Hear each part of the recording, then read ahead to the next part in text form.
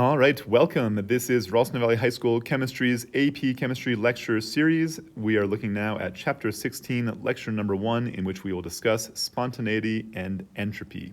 Here we go. All right, we have recently finished up our conversations around Chapter 6, which was an introduction to thermochemistry. We're going to be continuing our work now in thermochemistry, looking now at Chapter 16. And as a starting point, I want you to recognize that it seems like from some of the observations you might have made around the world around you or in the chemistry laboratory, that some processes seem to be favored over others in nature. And that is to say, some things just occur all of their own accord. That is, they don't have to have outside intervention force them to occur. These processes, which occur without any outside intervention, are what we refer to as spontaneous processes. Now, as an example of that, if you were to take a ball in your hand and let go of that ball, you would see that ball likely fall to the floor. The opposite process would be a very, very surprising event. That is, if you let go of a ball and it flew up into the sky, you would probably be very startled, to say the least. Now, with this example in mind of the ball falling to the floor, it appears as if nature has a preference that that object seek a lower level of potential energy. And clearly we know that it cannot be just nature choosing this to occur, because nature doesn't really have hopes and dreams and desires. It's not that nature wants that ball to be at a lower potential energy state. That being said, it does seem as if nature behaves as if it did have a preference. And what we want to look at during this lecture here is why it is that we seem to see this seeking of lower energy states happen over and over and over again. Now, note here, folks, that importantly, again, a spontaneous process by our definition was a process which occurred without outside intervention. That's not to say that the opposite process cannot occur. That is, if you take a ball, you can cause it to go to a higher energy state, but in order to do so, you have to do work. And also importantly, for a process to be spontaneous means nothing whatsoever about how fast that process actually occurs. When we're talking about the domain of thermodynamics, we're interested in understanding the energy levels where we start and where we end over the course of a process. It has nothing to do with how we get from that initial starting point to our ending point. That is, we're not really talking about how we get from point A to point B here. We're just talking about the initial versus the final conditions. So if you look on our graph here that I've got on the right-hand side, what we're really getting at here is that the domain of thermodynamics as a topic of chemistry really deals with the energy levels of the reactants versus the products. It doesn't have to deal with how you get from point A to point B in the end. That process in which we look at how fast a process occurs or the mechanisms by which a process occurs is really the domain of another study of chemistry, which is the study of kinetics, which is going to be seen later in Chapter 12. So for our time being here, we're just looking at where we start versus where we end, not how you got there. So with that introduction in mind here, let's go ahead and take a look at some processes here and describe whether or not we'd expect these to be spontaneous or no. First of all, ball rolling down a hill, simple example. If you put a ball onto a hill, in all likelihood, without any outside intervention, that ball will roll down. So that process we would say would be a spontaneous process. The reverse process of a ball rolling up a hill again could happen, but again, it will not happen without outside intervention. Next example here, how about the flow of heat? If you put a hot object into contact with a cold object, heat will flow from the hot thing to the cold thing. You don't have to do any work to make that happen. And again, the reverse process could occur. You could see heat flow from a cold location to a hot location, but in order to make that happen, you would have to do work. A couple of examples from the world around you where you might see this happen. First off, a refrigerator. A refrigerator is a location where it is very, very cold, and that refrigerator operates with a heat pump which literally pumps heat from the inside of the refrigerator where it's cold to the outside where it is much, much hotter, which is again why around the backside of your refrigerator you can actually feel heat coming out the back of that refrigerator. Likewise, third example here, a gas which fills a room uniformly. A spontaneous process would occur if you took a bottle of a concentrated vapor, like let's say some perfumes, and you opened up that bottle of perfume. Over time, that gas would diffuse and spread out uniformly throughout the room. That process occurs without outside intervention. It's a much trickier process to imagine a gas which is spread out uniformly throughout the room, randomly reassembling itself back into a location inside of a perfume bottle. That is to say, again, it appears as if nature prefers the process of diffusion rather than concentration. Now again, you could cause a diffuse gas to form into a smaller volume location, but again, in order to do so, you would have to compress that gas down, which would imply, again, at this point, you're doing P delta V work, which would be, again, work required. The next one here tends to cause people some difficulty here. Wood combining together with oxygen to form carbon dioxide, water, and heat might initially not sound like a spontaneous process to you because, again, you have to add energy to the system to get it started. But remember, the process of supplying an activation energy is different from a process being spontaneous overall. That is to say, once a wood fire is burning, you do not have to continually supply energy to that wood fire to keep it burning overall. So we would say then that the combustion of wood would itself be a highly spontaneous process. It again occurs without having to have continual inputs of energy into the system. Now, as with many of these things, if a process in one direction is spontaneous, the process in the reverse direction tends to be non-spontaneous. So again, if you can imagine here, if I took a bunch of carbon dioxide and water and heat and mixed it all together, you'd be very, very surprised if I shook up a Erlenmeyer flask filled with those different gases and ended up forming wood and oxygen in it. But that being said, that process I just described really is a familiar process, which is fundamentally the process of photosynthesis. So carbon dioxide, water combining together with energy inputted from solar energy really is how we make wood fiber. So again, that process can occur, but it does not occur without the continual outside intervention of solar energy from the sun. All right, one final one to look at here, kind of a tricky one. How about the process of ice melting? Ice will spontaneously melt, but only under certain conditions. That is, it appears as if the spontaneity of this process is governed by the temperature of a system. At temperatures above 0 degrees Celsius, ice will in fact spontaneously melt, whereas at temperatures below 0 degrees Celsius, the opposite process is spontaneous, that is, ice has a tendency to freeze from liquid phase water. So it appears as if there's some dependence upon the temperature of a system to determine the spontaneity of an actual process. And over the next couple of slides, we'll explore that idea in greater detail. Let's move on to our next topic. All right, now to begin our conversation in terms of understanding why some processes appear to be spontaneous and why others don't, we want to look at some of the fundamental underlying laws of thermodynamics. The first of which is a very familiar law to you.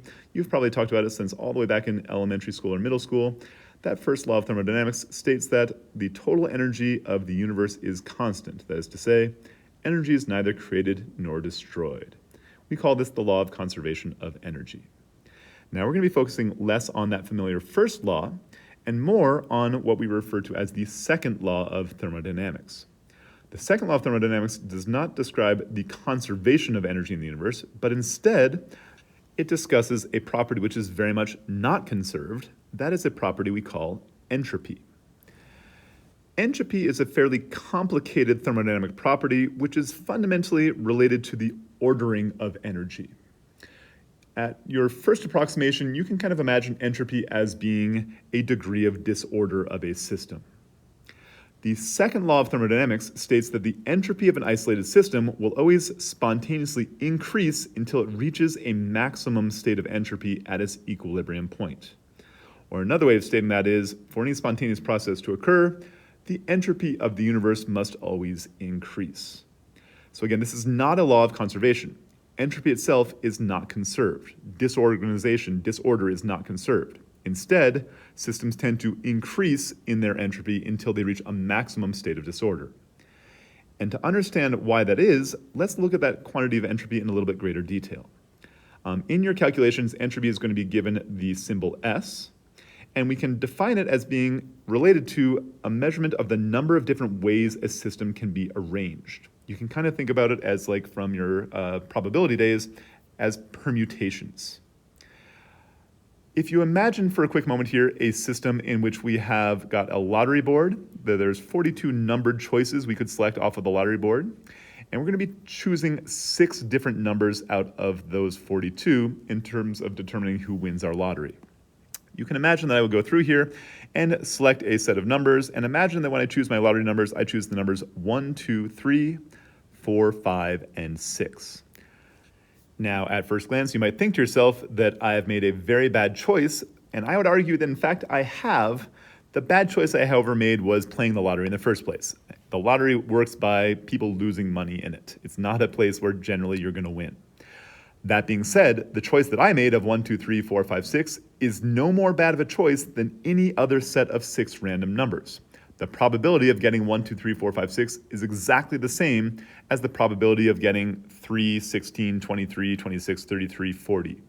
That is, both of them are equally improbable selections out of the vast number of possible choices that I could have made.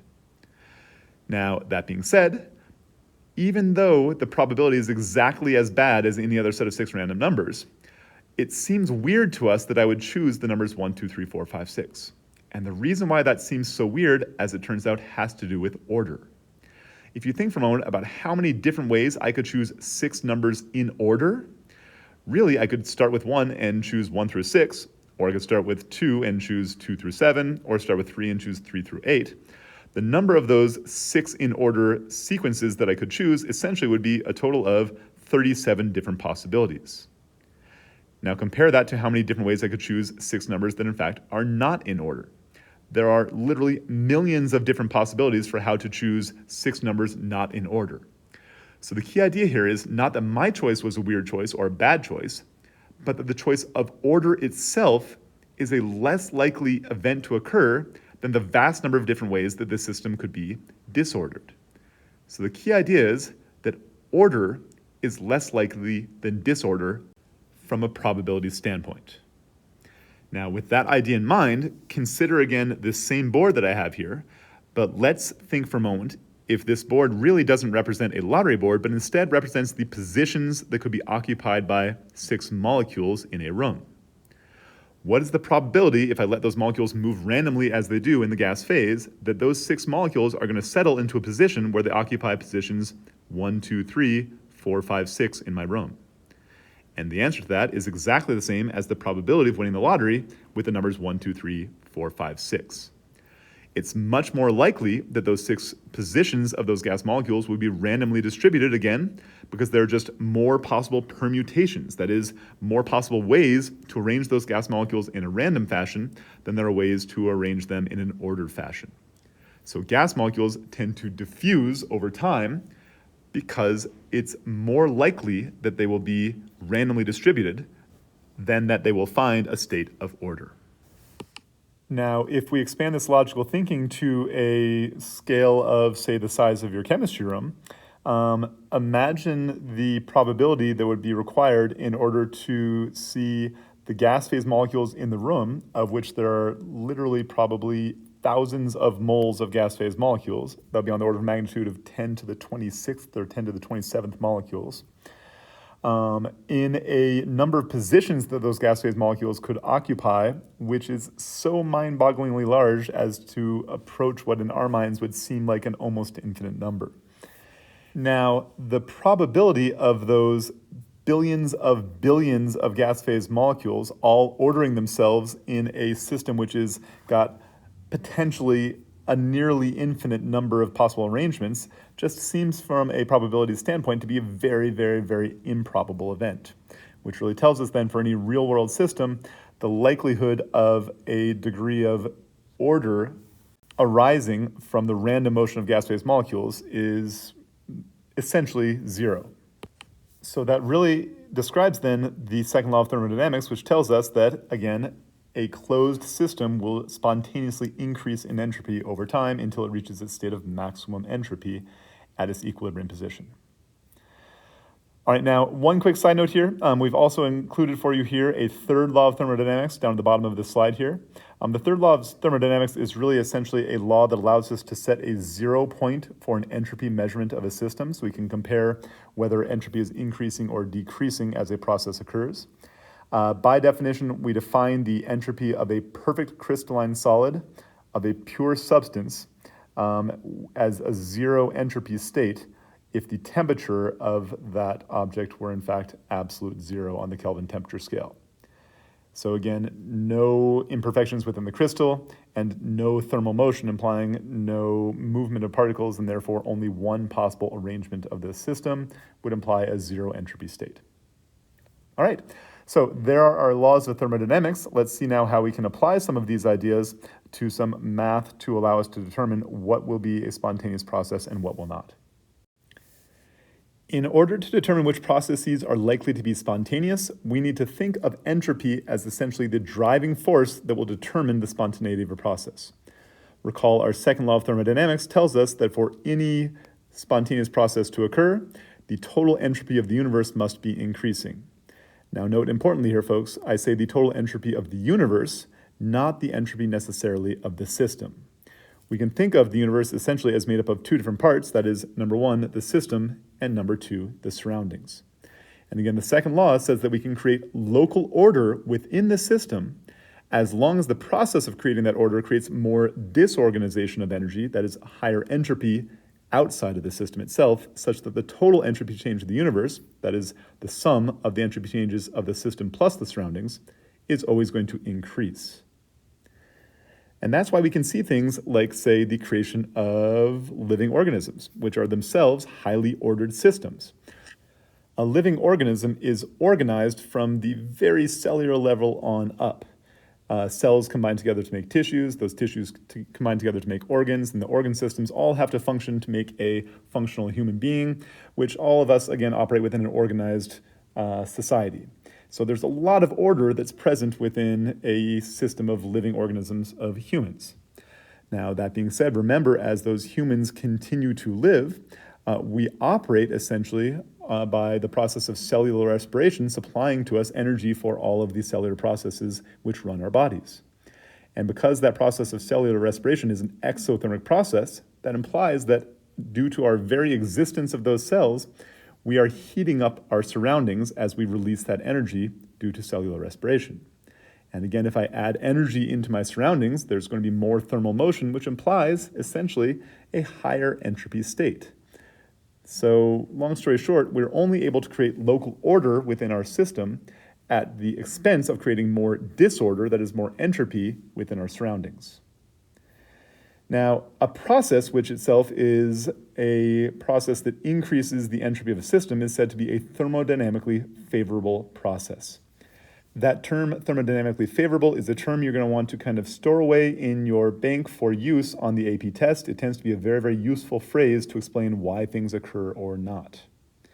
Now, conversely, a process that involves a negative change in entropy of the system, that is, a value of delta S which is less than 0, is said to be thermodynamically unfavorable.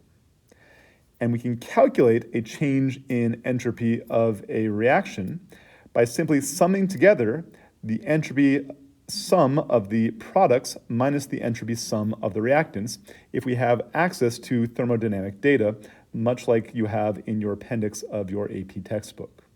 This calculation is very, very similar to the calculation which we did for calculating the enthalpy change of a reaction, again, by summing the enthalpies of the products minus the enthalpies of the reactants. So again, we can calculate entropy changes for a reaction directly using this equation. We can also qualitatively describe entropy changes according to a number of different metrics, which we've listed here for you on the right side of our slide. We'll go through these one by one here, the first of which is that the entropy state of a solid is always less than the entropy state of liquid, which is less than the entropy state of a gas. And that should make logical sense again, because within the solid phase, we know that there's no translational motion, and therefore there are fewer possible arrangements that we can put the system into in a solid phase system.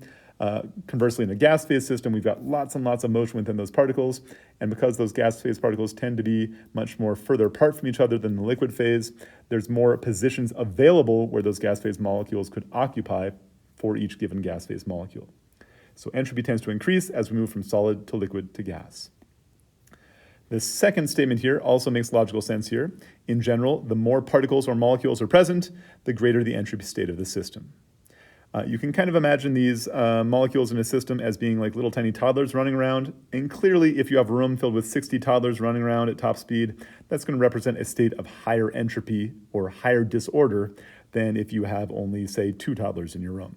So introducing more particles generally means there's more possible arrangements those particles can be in, and as such, a higher entropy state. The third one is a little bit sometimes counterintuitive. As it turns out, larger molecules are higher entropy than smaller molecules. Now, at first glance, that might seem illogical because with a larger molecule, it seems like we would have to order the molecule in order to make those bonds fit together to make a structured molecule. But imagine just for a moment to understand this here, the difference in the degrees of disorder or arrangement possible if you're thinking about, like, say, a bowl of marbles versus a bowl of spaghetti. The marbles, being very, very small particles, really can only take on one orientation in space, which is the orientation of a sphere. Whereas the spaghetti noodles, when cooked, can rotate among all sorts of different axes, and as such, they can take on many different configurations. And again, because entropy is defined as essentially being related to the number of possible arrangements of a system, it would therefore logically follow that a larger molecule would be a higher entropy state than a smaller molecule. Our next convention is a very straightforward one here. Higher temperature systems generally are at higher entropy state than lower temperature systems. This should sound logical again because with a higher temperature, we would expect to see a more amount of kinetic energy per particle, and as such, that particle is going to be able to take on more states as it moves around more efficiently. All right, and last but not least here, for a gas phase system, the entropy of a large volume state is always greater than the entropy of a small volume state. And that should again be logical because if I expand the volume available to a gas phase molecule, that gas phase molecule now has more positions available to it that it could occupy, and therefore a higher entropy state. And recall that because pressure and volume themselves are inversely related through Boyle's law, that is P1V1 equals P2V2, if entropy increases in a large volume system, that would also then follow that the entropy of a low pressure system would also be greater than the entropy of a high pressure system. All right, so we now have some conventions that we can qualitatively apply here to understand what's going to happen in terms of the change in entropy of any given chemical process which we examine.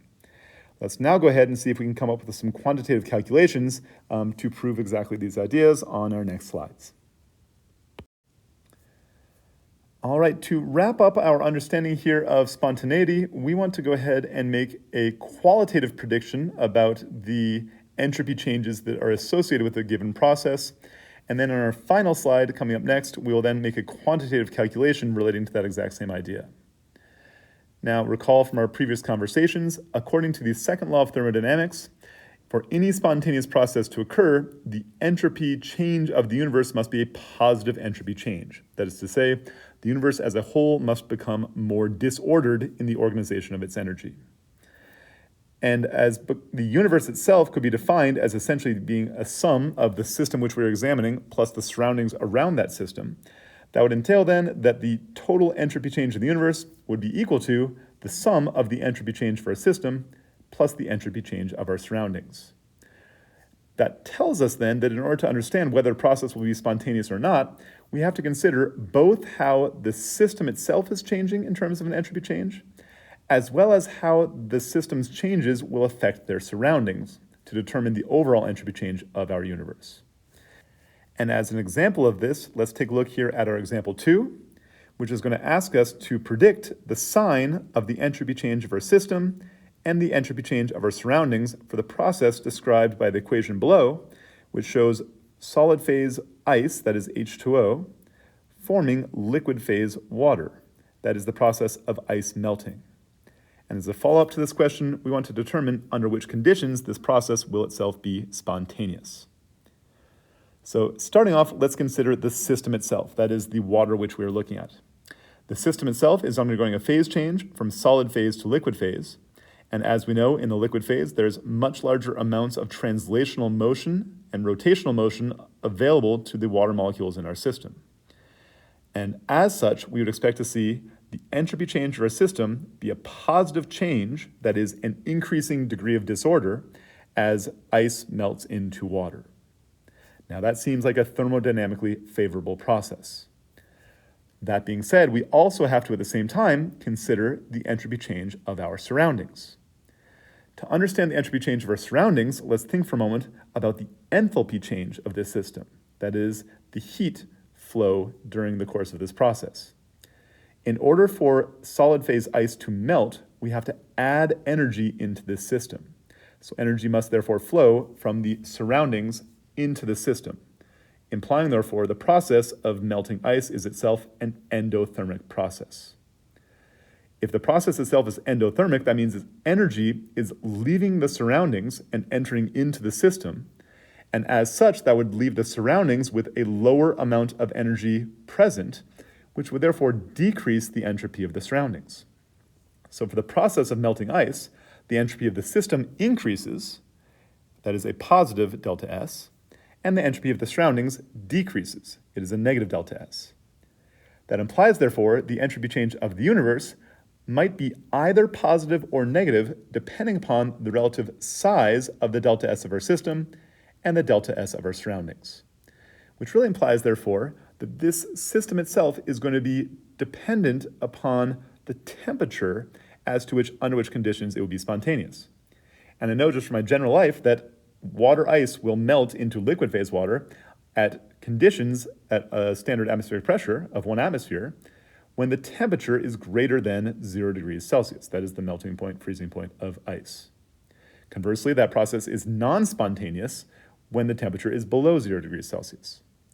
And we now want to understand on our next slide why, in fact, that might be the case. So let's go ahead and have a look and see if we can come up with a quantitative calculation that will prove why, in fact, water ice will melt from a solid into a liquid phase under certain temperature conditions, but not others. Let's have a look on our final slide.